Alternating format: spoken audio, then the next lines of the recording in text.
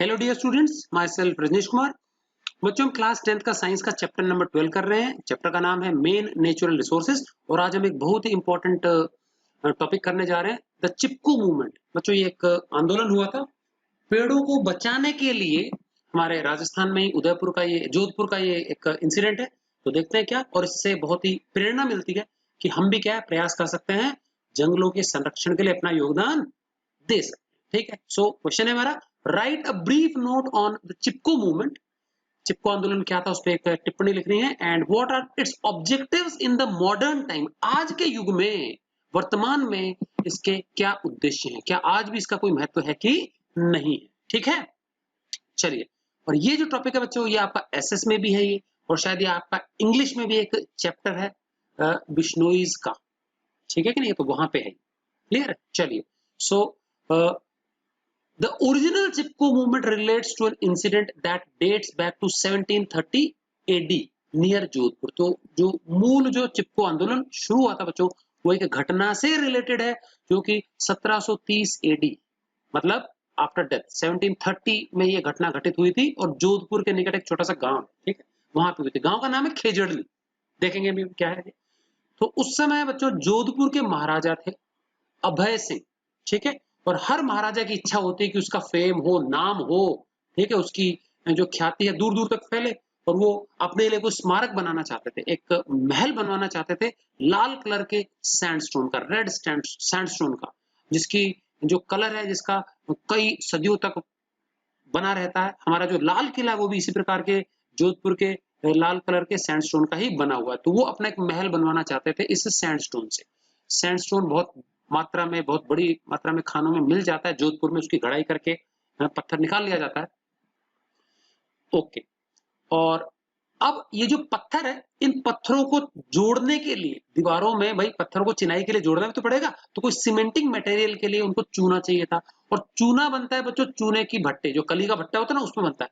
और जो calcium carbonate होता है, कैल्शियम कार्बोनेट लाइमस्टोन, उसको हमको क्या भट्टी में बहुत हाई टेम्परेचर पे एयर के एब्सेंस में गर्म करना पड़ता है, चूने की भट्टी में, कली का भट्टा जो होता है। और उसके बाद कैल्शियम कार्बोनेट डिकम्पोज होकर के कैल्शियम ऑक्साइड में कन्वर्ट हो जाता है, और ये कैल्शियम ऑक्साइड चूना होता है। और बाद में इसी को सैंड के साथ, पानी के साथ मिक्सअप करके फाइन पेस्ट बनाया जाता है, जो कि सीमेंटिंग मटेरियल के रूप में काम में ले जाता है। पुरानी बिल्डिंग्स जो है हमारी, ऐतिहासिक जो इमारतें हैं, उनमें इसी प्रकार से कली या चूने का मिश्रण यूज हुआ है, जो आज आज भी सदियों से खड़ी है। हमारा जो लाल किला है, हमारा जो कुतुब मीनार है, ये ऐसे ही सीमेंटिंग मेटल से बनी है, बहुत पुराने समय से खड़ी बिल्डिंग्स। ठीक है कि नहीं है? उस समय कोई भी आरसीसी कंस्ट्रक्शन नहीं होता था, कोई मेटल नहीं यूज होता था उनमें, और ऊंची ऊंची इमारतें बनी हैं। जो हमारा ताजमहल है वो भी ऐसे ही, अंदर से ईंटों का ढांचा है, ऊपर से मार्बल वर्क के सीमेंटिंग मेटल के रूप में चूना यूज हुआ है। ठीक है, उस समय कोई सीमेंट की फैक्ट्रीज भी नहीं हुआ करती, ठीक है ना, रेडीमेड सीमेंट नहीं मिलती थी। तो चूने को बनाने के लिए बड़े पैमाने पर लकड़ी चाहिए थी, ईंधन, क्योंकि लाइमस्टोन को गर्म कैसे करेंगे, ईंधन। और बच्चों रेगिस्तान में लकड़ी कहां से मिलेगी ईंधन के रूप में, प्रॉब्लम थी। So the king sent his soldiers in a near by village. तो राजा ने अपने सैनिकों को छानबीन करने के लिए अपना उसका एक जो लैंड रेवेन्यू ऑफिसर होता है, जिसको आज हम पटवारी के नाम से जानते हैं, ठीक है कि नहीं, का तो उसको उसने क्या है भेजा कि जरा सर्वे करके और देखो कि कहीं पे हमको क्या है ईंधन के लिए लकड़ी मिल सकती है कि नहीं मिल सकती। ठीक है, तो पटवारी जो है वो गया, और वहां पे उसने एक निकट ही उसके 10-15 किलोमीटर दूर ही एक छोटा गांव है, वहां पे खेजड़ली नाम से। ठीक है, और इस खेजड़ली विलेज के आसपास बहुत हरा भरा झुरमुट है खेजड़ी के प्लांट्स का, चारों तरफ हरियाली फैली हुई है, बढ़िया सा जंगल सा मिनी जंगल खड़ा था। As soon as his man started cutting down trees, तो और वो जो गया था छानबीन करने के लिए पर्सन, उसने अपने जो है साथ लकड़हारे भी ले गया, और उसने उनको आदेश दे दिया कि तुरंत पेड़ों की कटाई चालू कर दो, हम क्या है चूने का भट्टा यहीं पे लगाएंगे, इसी गांव के पास में। लकड़ी यहाँ पे खूब मात्रा में, बहुत ज्यादा क्वांटिटी में मौजूद है, काट लो इनको।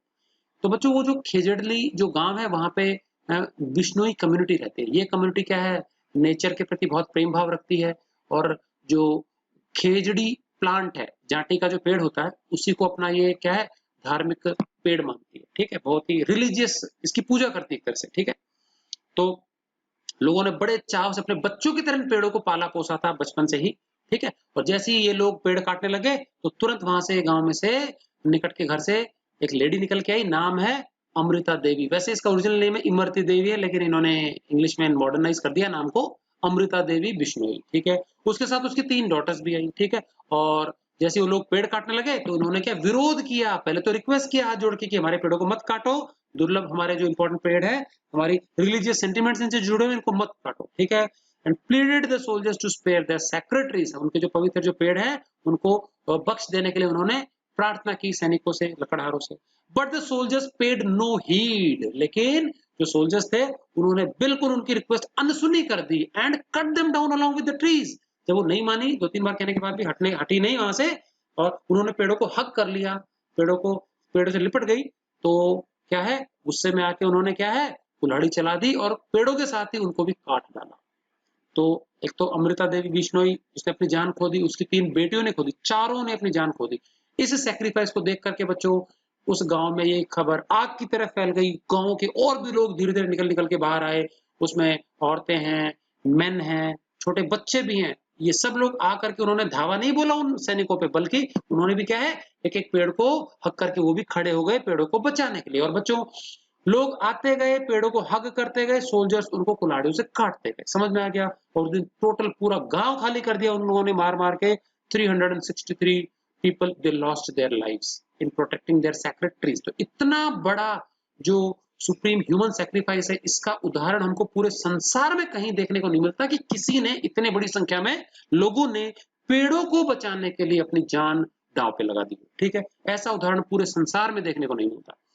Today also the Bishnoi community is committed to protection of the trees and wildlife। आज भी ये जो हमारा बिश्नोई संप्रदाय है, बिश्नोई कम्युनिटी है, ये क्या है, आज भी पूरे तन मन से लगे हुए हैं, अपनी प्रकृति की रक्षा करते हैं, पेड़ों की रक्षा करते हैं, वन्य जीवों की, जानवरों की भी रक्षा करते हैं, ठीक है कि नहीं कहिए, बिश्नोई कम्युनिटी, ठीक।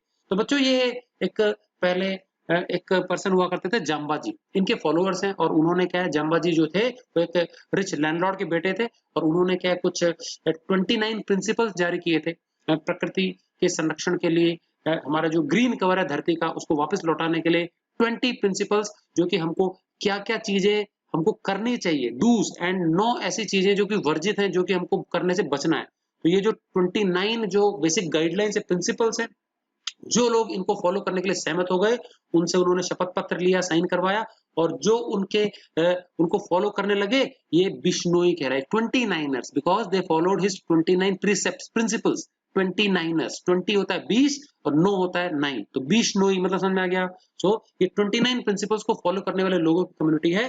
तो ये डूज एंड डोंट्स हैं अपनी प्रकृति माता को बचाने के लिए। सो इन हर मेमोरी, तो बच्चों जो पहला जो बलिदान दिया था अमृता देवी बिश्नोई ने, उनके याद में जो हमारे देश की सरकार है, government of India has instituted, मतलब started Amrita Devi Bishnoi national award. उन्होंने इस नेशनल अवार्ड की स्थापना की है, और ये अवार्ड बच्चों हर वर्ष उस पर्सन को दिया जाता है जिसका कोई बहुत ही उत्कर्ष योगदान होता है पर्यावरण के संरक्षण के क्षेत्र में, वन्य जीवन के संरक्षण के लिए, जिसका उत्कृष्ट योगदान है, बहुमूल्य योगदान है, उस पर्सन को ये अवार्ड दिया जाता है। साथ में इसके साथ कोई सर्टिफिकेट है, धनराशि भी दी जाती है, ठीक है बच्चों। ये अवार्ड कई बार एक उत्तराखंड के एक पर्सन को मिला है, जिसका नाम है सुंदरलाल बहुगुणा। आज ये लगभग 90 वर्ष का बुजुर्ग हो गया है, और इन्होंने पर्यावरण के संरक्षण के लिए बहुत इंपॉर्टेंट काम किया। उत्तराखंड के हैं ये, गढ़वाल रीजन के हैं, ओके।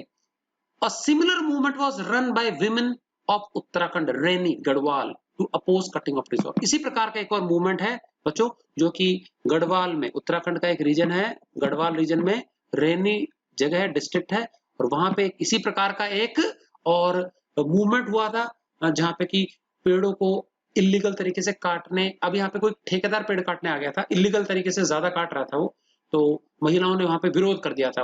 मेन जो थे वो दिन में काम के लिए बाहर गए हुए थे, महिलाओं ने काटने नहीं दिया, और इस बार उन्होंने कोई ऐसी कुल्हाड़ियां नहीं चलाई महिलाओं पे, ठीक है कि नहीं क्या। तो ये बिश्नोई कम्युनिटी नहीं थी, हो सकता है कि हथियारबंद प्रतिरोध भी हो जाता। So this movement continued for 8 years, 8 वर्षों तक ये गतिरोध बना रहा, और अंत में 1981 में गवर्नमेंट ने, सरकार ने कानून ले आई, और उन्होंने क्या है, जो जो स्थान 1000 मीटर से ज्यादा ऊंचाई पर है समुद्र तल से, वहां पे डिफोरेस्टेशन पे पूरी तरीके से प्रतिबंध लगा दिया। पहाड़ी क्षेत्रों में कोई भी डिफोरेस्टेशन नहीं हुआ, क्योंकि वहां से अगर जंगल काट देते हैं तो जो भूमि होती है वो क्या होती है, लूज हो जाती है, और बारिश के मौसम में लैंडस्लाइड्स होने का खतरा रहता है, बहुत ज्यादा जान और माल की हानि हो सकती है। ठीक है, और ज्यादा ऊपर से अगर भूमि का टुकड़ा खिसका नीचे और वेजिटेशन को दबा देगा तो और ज्यादा नुकसान होगा। तो 1000 मीटर से ज्यादा ऊंचे जो स्थान है समुद्र तल से, वहां पर डिफॉरेस्टेशन को पूरी तरीके से बैन कर दिया सरकार ने। Clear? Taking inspiration from the incident, और जो ऊपर जो हमारा ये राजस्थान में जो जोधपुर में जो इंसिडेंट हुआ था, इसी से प्रेरणा लेकर the movement is still being carried forward for protecting trees by Sundarlal Bahuguna. ये जो पर्सन है सुंदरलाल बहुगुणा, जाने माने इन्वायरमेंट एक्टिविस्ट हैं, और इन्हीं ने ये जो आंदोलन है आज भी जारी रखा हुआ है पेड़ों के संरक्षण के लिए, वन्य जीवों के संरक्षण के लिए, या फिर हम कहें प्रकृति के संरक्षण के लिए। तो उद्देश्य आज बहुत बड़ा हो गया। तो उस समय ये जो मूवमेंट शुरू हुआ था पेड़ों को बचाने के लिए था, सिर्फ खेजड़े के प्लांट्स को बचाने के लिए था, लेकिन आज इसका दायरा बहुत ज्यादा बढ़ गया। आज जो इसका उद्देश्य है ये पूरा इन्वायरमेंट कंजर्वेशन, नेचुरल रिसोर्सेज का कंजर्वेशन भी इनका ऑब्जेक्टिव हो गया। तो देखेंगे objectives of Chipko movement at present, आज के युग में जो चिपको आंदोलन है उसका उद्देश्य क्या है। तो पहला इंपॉर्टेंट चीज, to oppose cutting down of trees and hunting of wild animals. तो ये जो आंदोलन है बच्चों, ये पेड़ों की कटाई का विरोध करता है, साथ में जंगली जानवरों की जो हंटिंग होती है, शिकार होता है, उसका भी विरोध करता है। To oppose construction of large dams, बड़े बड़े जो डैम होते हैं, बांध निर्माण, उसका विरोध करता है, क्योंकि बड़े डैम बनाने से क्या है, बहुत बड़े पैमाने पर जंगलों का नाश करना पड़ता है। A movement led by Sundarlal Bahuguna was initiated to oppose the Tehri dam in Uttarakhand. बच्चों उत्तराखंड में जो टिहरी डैम बना है, बहुत बड़ा डैम है गंगा नदी पे, तो इसका विरोध कई सालों तक किया था सुंदरलाल बहुगुणा ने, लेकिन सरकार मानी नहीं, उन्होंने बना दिया डैम, क्योंकि वो एक अर्थक्वेक प्रोन जोन है, बड़े पैमाने पे खतरनाक भूकंप उस जगह पे आ सकते हैं। तो अगर ये वायलेट होता है, डैम ब्रीच होता है, तो बहुत सारा इलाका बाढ़ में डूब जाएगा हमारे नॉर्थ इंडिया का। ठीक है, बहुत बड़ा dam. A similar movement was led by मेधा पाटेकर, एक और लेडी है, फेमस एनवायरमेंट एक्टिविस्ट है, इन्होंने भी एक ऐसे मूवमेंट लीड किया था गुजरात में। सरदार सरोवर डैम जो है नर्मदा नदी पे, उसकी हाइट बढ़ाने से रिलेटेड है। तो वो बच्चों आज हमारे देश का सबसे ऊंचा डैम है सरदार सरोवर डैम, और ये वर्ल्ड में भी ये टॉप 2-3 डैम्स में आता है। इतना इसमें कंक्रीट लगा है कि पूरे संसार भर की सीमेंट से पूरी सड़कें एक बार बना दें, इतना कंक्रीट लगा है। ठीक है कि नहीं? एक तो हमारे भाखड़ा नंगल में, इसमें तो बहुत बड़े बड़े डैम है ये। तो इसने खूब विरोध किया था, जन समर्थन भी हासिल था, लेकिन फिर भी क्या सरकार ने क्या है, जबरदस्ती बना दिया। ठीक, to oppose any such activities which is detrimental या हार्मफुल फॉर द एनवायरमेंट और द नेचर। और ये जो चिपको मूवमेंट है, ये न केवल ये पेड़ों के कटिंग और हंटिंग ऑफ वाइल्ड एनिमल्स को रोकने के लिए ये जाना जाता है, बल्कि ऐसी कोई भी गतिविधि जो हमारे पर्यावरण के लिए, प्रकृति के लिए नुकसानदायक हो, उसका भी ये पुरजोर विरोध करता है मूवमेंट, ये आंदोलन। एनकरेजिंग एंड स्प्रेडिंग अवेयरनेस, और इसका एक और उद्देश्य क्या है, लोगों में, जन जन में जागरूकता फैलाना, उनको जागरूक करना। ठीक है, उनको प्रेरित करना, किसके लिए? To respect and conserve natural resources, हमारी जो प्रकृति है उसका आदर करें, उसके हर एक चीज, हर एक एलिमेंट का कंजर्वेशन करें, नुकसान ना करें प्रकृति का। ठीक है, उसके कंजर्वेशन पे ध्यान दें। तो ये जो चीजें हैं, ये सब क्या है आजकल, क्या है, आज के युग में चिपको आंदोलन के जो है ये उद्देश्य बन गए हैं। तो दायरा जो है काफी बढ़ गया है। तो पहले सिर्फ पेड़ों को बचाने के लिए ओरिजिनल मूवमेंट शुरू हुआ था जोधपुर में, लेकिन आज क्या है, इसके ऑब्जेक्टिव्स बहुत ज्यादा क्या है, फार रीचिंग ऑब्जेक्टिव्स इसके हो गए। ठीक है, चलिए अगला इंपॉर्टेंट चीज हमारा बच्चों, which tree is known as the kalpa vriksha of the Thar desert. कल्प वृक्ष बच्चों स्वर्ग का एक पेड़ है जो सारी इच्छाओं की पूर्ति करता है। समझ आ गया? तो हमारा जो थार डेजर्ट है, रेगिस्तान है, जो मरुस्थल हमारा, उसका जो कल्प वृक्ष है वो है हमारा खेजड़ी प्लांट। बच्चों बहुत विषम परिस्थितियों में प्लांट उग जाता है, बारिश नहीं हो तो भी उग जाता है, जितना ज्यादा गर्मी लू चलती उतना ज्यादा ये हरा भरा होता है। ध्यान देना, बाकी पेड़ पौधे मुरझाते हैं और गर्मियों में वो और ज्यादा हरा हो जाता है। तो बिल्कुल विषम परिस्थितियों में इसने उगना सीखा, यहाँ की कंडीशंस के प्रति अडेप्ट हो गए। स्लो उगता है बट सबसे सफल प्लांट है ये, कहाँ का, हमारे रेगिस्तान का। ठीक है, तो इसको हम स्टेट ट्री का दर्जा भी हमने दिया है, प्रोसोपिस सिनेरेरिया इसका साइंटिफिक नेम है, और ये थार डेजर्ट का कल्प वृक्ष है। इससे फायरवुड मिल जाता है, इसके जो बारीक बारीक पत्ते होते हैं इसको यहाँ के लोकल लैंग्वेज में लूंग बोलते हैं, ये जानवरों के काम आ जाती है चारे के रूप में। तो जब इसकी टहनियाँ छोटी-छोटी काट लेते हैं, ऊपर से प्रूनिंग कर देते हैं हर सीजन में, तो टहनियाँ जब सूख जाती हैं तो उनको बीट करके इनका जो पत्ते होते हैं बारीक-बारीक ब्राउज़ बोलते हैं, उसको इकट्ठा कर लेते हैं। बहुत महँगी बिकती है ये। बकरियाँ, भेड़ें, कैमल्स इनके लिए वो फॉडर का काम करती हैं। जो कंटीले झाड़ियाँ होती हैं उनसे हम खेतों की बाड़ बना सकते हैं, ठीक है कि नहीं क्या? और बाद में उसी को हम हर सीज़न में फायरवुड के काम में ले सकते हैं और दोबारा से वो फूट निकलता है, वापस ब्रांचेस अगले सीज़न में उग जाती हैं। इसके जो फलियाँ होती हैं, पॉड होती हैं, सांगरी बोलते हैं इनको बच्चों, बहुत अच्छी इसकी सब्ज़ी बनती है। बच्चों जितना फ़ेमस होटल्स में मशरूम की डिश है ना, मशरूम की डिश, बस वही यहाँ पे उसका जो हमारी जो खेजड़ी की जो पॉड्स आती हैं, फलियाँ आती हैं, सांगरी, उसकी सब्ज़ी भी उतनी यहाँ पे फ़ेमस है, उतनी ही महँगी मिलती है। ठीक है कि नहीं क्या? तो बहुत इम्पोर्टेंट है, हर एक चीज़ इस प्लांट की यूज़फुल है। क्लियर? देन लकड़ी इसकी जो मिल जाती है, फर्नीचर वगैरह भी इससे बन जाता है। लकड़ी का बुरादा जो होता है, वो बहुत ज़्यादा काम आता है, पेपर वगैरह बनाने के काम आ जाता है। बहुत सारे यूजेस हैं, हर हिस्सा इस प्लांट का काम का है। तो इसीलिए इसको हम क्या है, डेजर्ट का कल्प वृक्ष नाम से जानते हैं। Make a list of the products obtained from petroleum. बच्चों जो पेट्रोलियम है, कच्चा तेल है, क्रूड ऑयल है, जो कि हम जमीन से डायरेक्टली निकालते हैं ड्रिल करके ऑयल फील्ड से, रेगिस्तानी इलाकों में या फिर जो हमारे समुद्र में जो बेस है वहां से निकालते हैं पेट्रोलियम। उससे हमको कौन-कौन से पदार्थ प्राप्त होते हैं? तो बच्चों पेट्रोलियम से बहुत सारे यूजफुल कंपोनेंट्स को प्राप्त करने के लिए उसको हमको रिफाइन करना पड़ता है। रिफाइनरी में एक टावर होता है फ्रैक्शनल डिस्टिलेशन टावर, उसमें क्या है, इसको बहुत ज्यादा गर्म करके हाई टेम्परेचर पे सभी जो कंपोनेंट्स उसको एक तो हम लिक्विड फॉर्म में, गैस फॉर्म में कन्वर्ट कर देते हैं, वेपर फॉर्म में अधिकतर चीजों को, और फिर जब दोबारा इसको कंडेंस करते हैं धीरे-धीरे अलग-अलग फ्रैक्शंस में, तो अलग-अलग बॉइलिंग पॉइंट वाले फ्रैक्शंस अलग-अलग हिस्सों में टावर में मिल जाते हैं। तो फ्रैक्शनल डिस्टिलेशन टावर में फ्रैक्शनेटिंग कॉलम की मदद से क्या है, ये हम पेट्रोलियम को रिफाइन करते हैं। और ये काम होता है ऑयल रिफाइनरीज में। हमारे सबसे नजदीकी ऑयल रिफाइनरी यहाँ पे बच्चों मथुरा में है, ठीक है। तो बाड़मेर में भी एक सेटअप की जा रही है। पेट्रोलियम में be separated into number of useful fractions by the process of fractional distillation. तो ये वो तरीका है जिसके द्वारा हम पेट्रोलियम को अलग-अलग भिन्न-भिन्न यूजफुल हिस्सों में बांट सकते हैं, डिवाइड कर सकते हैं, ठीक है। ये काम होता है ऑयल रिफाइनरीज में, ठीक है। और ये जो हमारे फ्रैक्शंस है इसको दो मेन हिस्सों में बांटा है। ये वो फ्रैक्शंस है वोलेटाइल कंपोनेंट्स जो कि क्या है, गर्म करने पर वेपर फॉर्म में चेंज हो जाते हैं। They can easily change into gas form, vapour form. और कुछ ऐसे जिनको गर्म कर देंगे तो लिक्विड हो सकते हैं, मेल्ट हो जाएंगे, बट वो गैस फॉर्म में बदलते नहीं है। तो ये नॉन वोलेटाइल कंपोनेंट्स। तो ये वोलेटाइल है, नॉन वोलेटाइल है। They easily change into gas state, ये नहीं होते, ठीक। चलिए, तो जो हमारे वोलेटाइल कंपोनेंट्स उसमें कौन कौन से आ गए, हमारे पेट्रोलियम गैस, इसी को हम सिलेंडर्स में भरते हैं, हमारे घरेलू जो गैस होती है ना, किचन में यूज करते हैं। तो लिक्विफाइड फॉर्म में कंप्रेस्ड अवस्था में भरी जाती है, तो लिक्विफाइड पेट्रोलियम गैस कहलाती है, रेड सिलेंडर में जो आती है, एलपीजी। फिर पेट्रोलियम ईथर बच्चों, इसको हम थिनर बोलते हैं। लेकर्स, पेंट, पॉलिश में ये सॉल्वेंट के रूप में यूज होता है, थिनर के नाम से जाना जाता है। केरोसिन ऑयल हो गया, उसके बाद ये भी पेंट वगैरह में हम यूज करते हैं, ऑयल पेंट्स वगैरह में। गैसोलीन पेट्रोल को ही बोलते हैं। डीजल हो गया, हैवी जो व्हीकल्स होते हैं, ट्रेन हो गया, ट्रक्स हो गए, बसेस, इनमें यूज होता है ये। लुब्रिकेंट ऑयल हो गया, ये मशीनों में ऑयल वगैरह यूज किया जाता है, स्मूथली वो काम काज करें। फ्यूल ऑयल, ये हमारे इंडस्ट्रीज में बॉयलर्स वगैरह में यूज किया जाता है। उसके अलावा ग्रीस मिलता है, पैराफिन वैक्स, मोम मिलता है हमको, बटर पेपर वगैरह बना देते हैं, इससे कैंडल्स बना देते हैं, पेट्रोलियम जेली बना देते हैं जो वैसलीन के नाम से जानी जाती है। एस्फाल्ट मिलता है बच्चों, डामर जिसको बोलते हैं, ठीक है। इससे सड़क वगैरह बनाई जाती है, सड़क की जो सरफेस है उससे बनती है एस्फाल्ट। और पेट्रोलियम कोक मिलता है, ब्लैक कलर का पाउडरी मास है, इससे कई प्रकार की प्रिंटिंग इंक बनाई जाती है, रिड्यूसिंग एजेंट के रूप में ये यूज किया जाता है। काजल हो गया, लैंप ब्लैक, कई नामों से इसको जाना जाता है, ठीक है। तो petroleum coke, printing ink normally बनाई जाती है इससे, और इंडस्ट्रीज में ये कई तरीके से काम में लाता है। ब्लैक पेंट वगैरह की इंग्रेडिएंट यही है, ठीक।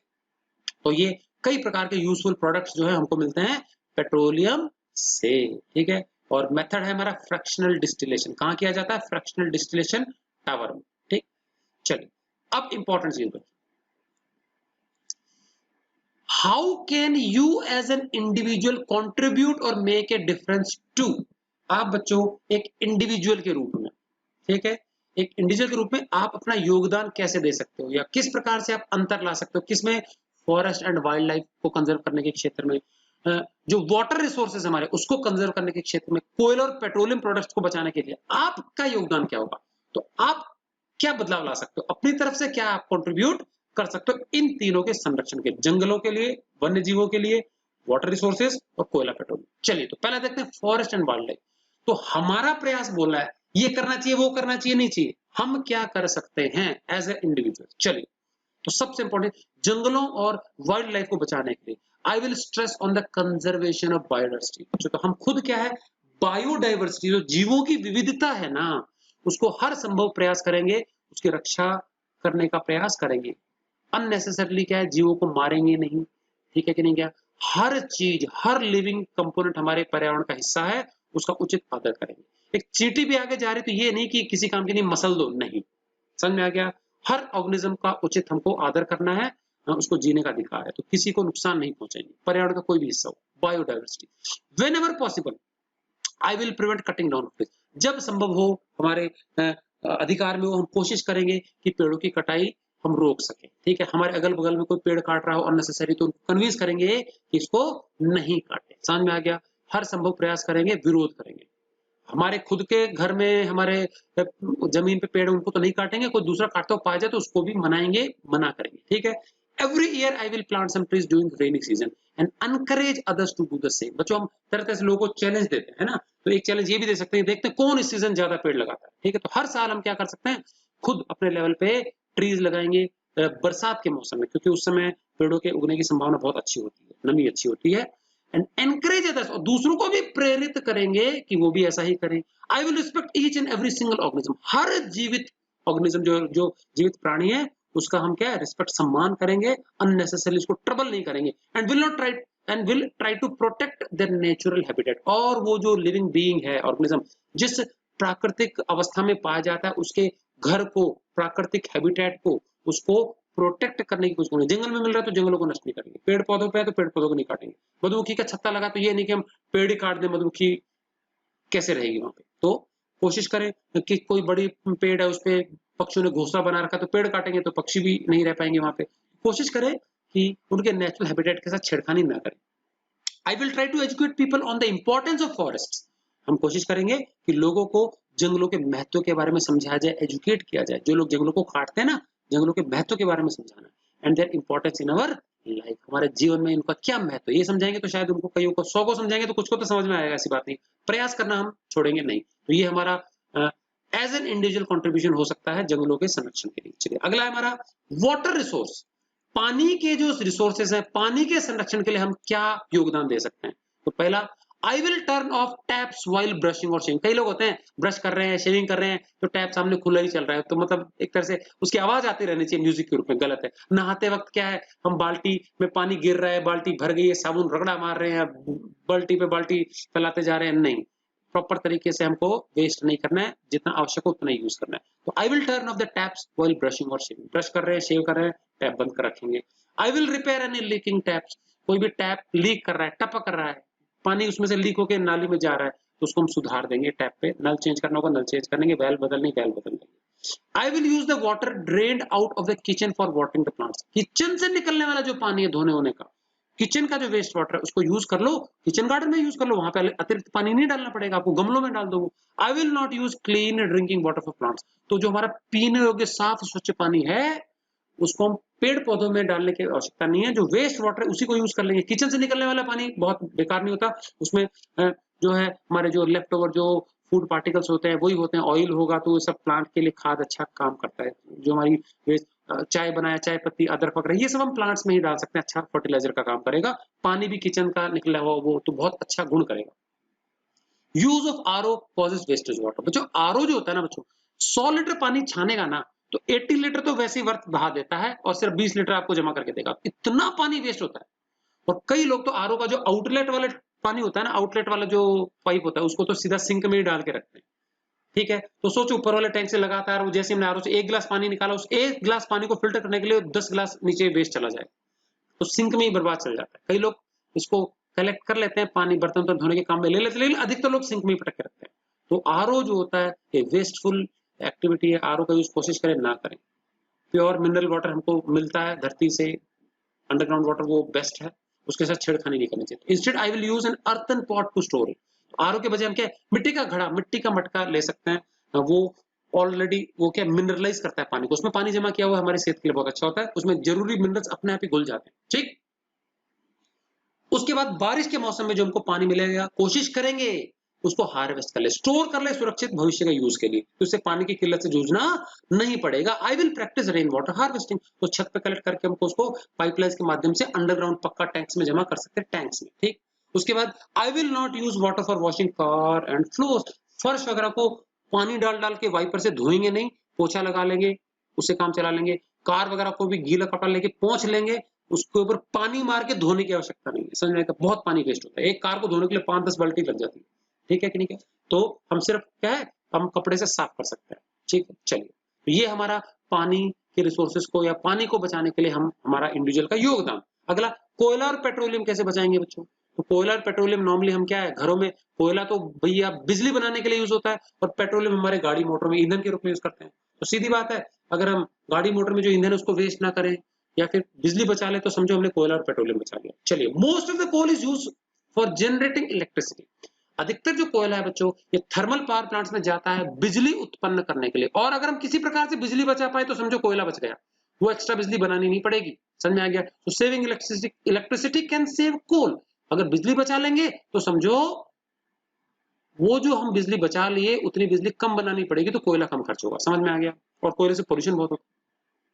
आई विल स्विच ऑफ, तो अब बिजली कैसे बचा सकते हैं, देखो नीचे कुछ एग्जांपल्स है। I will switch off the lights, fans and any other electrical device when not in use, अगर कोई भी बिजली का उपकरण, चाहे वो पंखे हो, लाइट हो, टेलीविजन, कोई दूसरा इलेक्ट्रिकल डिवाइस अगर यूज में नहीं आ रहा है तो उसको हम स्विच ऑफ कर देंगे। समझ आ गया? ये नहीं कि हम किसी का वेट करें दूसरे का, ठीक है। किसी दूसरे कमरे में भी कुछ फालतू चीज जल रही है, हमने देखा, आप किसी मेहमान के भी घर गए हैं, कहीं विजिट कर रहे हैं, और अगर आप पाओ कि कुछ चीज ऐसी जल रही है जो यूज नहीं हो रही है, तुरंत वहां आप बंद कर दो, स्विच ऑफ कर दो। समझ में आ गया? इसमें किसी का कुछ बिगड़ नहीं रहा, बिजली बचेगी अपने घर पे भी, और ये किसी दूसरे घर के भी ये किया जा सकता है। आप स्कूल्स में, जैसे फॉर एग्जांपल स्कूल्स में देखते हैं कई बार आलतू फालतू फैन चल रहे हैं, एक क्लासरूम में 5 पंखे लगे हुए हैं, आगे की बेंच में 4 बच्चे बैठे हैं, पीछे के 3-4 पंखे वेस्ट चल रहे हैं, तो उनको उठ के कम से कम इतना तो कष्ट कर लेना चाहिए कि फालतू जो फैंस है वो जो यूज नहीं आ रहे उनको बंद कर दिया जाए, अननेसेसरी वेस्टेज ना करें। गैलरी में कहीं पे भी दिन दहाड़े लाइट जल रही है, बंद कर दो उनको, दिन में आवश्यकता नहीं है। आई will use energy efficient LED bulbs और फ्लोरेसेंट ट्यूब्स, तो बच्चों घरों में हम जो एनर्जी एफिशिएंट है, जो कम एनर्जी फूंकती है, ऐसी LED bulb, fluorescent tube, CFL जिसको बोलते हैं, वो लगा लेंगे, बल्ब नहीं लेंगे। जो हमारे जो बल्ब होते हैं ना बच्चों, वो बहुत ज्यादा बिजली खाते हैं, उनसे बहुत कम खर्चे पे ये क्या है, इलेक्ट्रिसिटी खर्च करते हैं, बहुत ही कम लेवल की होती है, और इनकी लाइफ ज्यादा होती है उनसे। I will use solar panels to generate electricity, हम अपने रूफटॉप पे सोलर पैनल्स इंस्टॉल कर सकते हैं, सोलर पीवी पैनल्स, जो कि हमारे लिए बिजली बना सकते हैं, ठीक है कि नहीं? क्या तो ये एक अच्छा साधन हो सकता है भाई।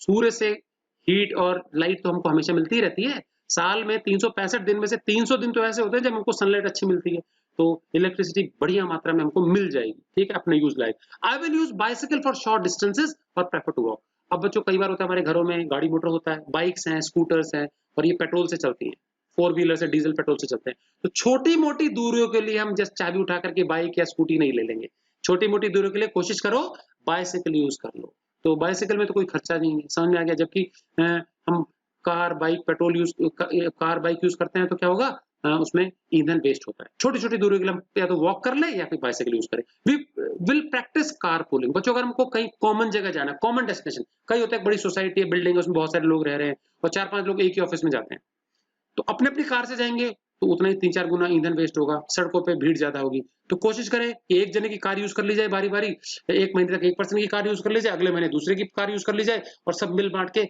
ईंधन का खर्च उठा ले, तो इससे इसको बोलते हैं कार पूलिंग। समझ में आ गया? कॉमन डेस्टिनेशन पे जाने वाले लोग एक साथ एक ही कार को शेयर करके जा सकते हैं, तो अनावश्यक ईंधन वेस्ट नहीं होगा, तो एक ही काम में एक तो 5 गाड़ियां जाए, एक ही गाड़ी जाए, तो फर्क पड़ेगा। जहां तक हो सके पर्सनल व्हीकल्स से जाने से बचें, लंबी दूरियों के लिए पब्लिक ट्रांसपोर्ट के साधन यूज करें। I will use public transport instead of own vehicle, Jaipur जाना है आपको यहाँ से, तो खुद की गाड़ी ले जाओगे, 1000-1200 रुपए का पेट्रोल डीजल जल जाएगा, तो इससे बढ़िया ट्रेन में जाओ आप, 25-30 रुपए के खर्चे पे पहुंच जाओगे। समझ में आ गया कि नहीं? क्या स्पेशल आपके लिए तो ट्रेन चलेगी नहीं, बसेस, तो पब्लिक ट्रांसपोर्ट कहीं अधिक सस्ते पड़ते हैं, तो कोशिश करेंगे उनका यूज दूरी, लंबी दूरी के लिए खुद के पर्सनल साधनों का यूज नहीं करेंगे। I will keep my car और बाइक प्रॉपरली ट्यून्ड, TUNED आना चाहिए, जो टर्न नहीं आएगा, ट्यून्ड, ठीक है। प्रॉपरली ट्यून का मतलब होता है कि इनकी समय समय पे सर्विसिंग कराते रहेंगे। अच्छी कंडीशन में अगर बाइक कार रखते हैं तो बच्चों ईंधन वेस्ट नहीं होता, तो ये फ्यूल एफिशिएंट बनती है, और कई बार होता है हमने सर्विस नहीं कराई है तो माइलेज भी कम हो जाता है, ईंधन ये ज्यादा बर्बाद करने लगते, आवाज भी करती है। समझ में आ गया?